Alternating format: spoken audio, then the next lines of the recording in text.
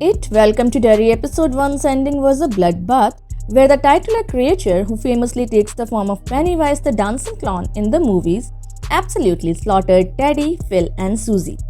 The narrative was divided into two halves. The first subplot was centered around the disappearance of a kid called Matty.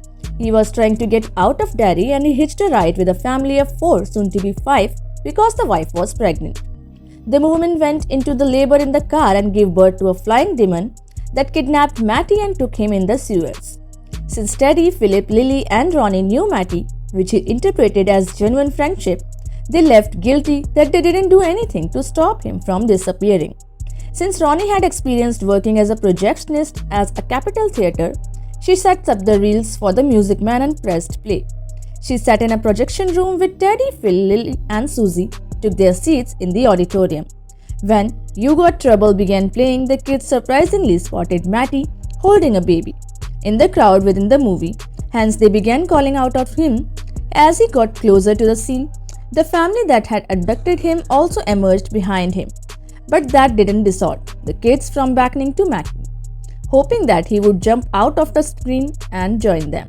However, anyone who had read the books or watched the sequels knew that the whole thing was just an illusion created by it, as well as an homage to the projector in the garage scene in It Chapter 1 in order to make the kids hopeful and then inject fear into their hearts. Right after landing in Derry, Lilly was forced with some racial discrimination for an airman master's, but General Shaw assured Lilly that his airfield had no room for such bigotry. When Lilly retired to his quarters, though, he was hounded by a trio of masked men.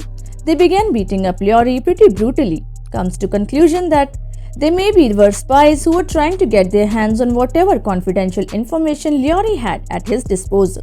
He is not going to die anytime soon because the aged versions of this character showed up in 80s in It Chapter 1 as a sheep farmer. How did it go from being discarded officer to being a man killing sheep?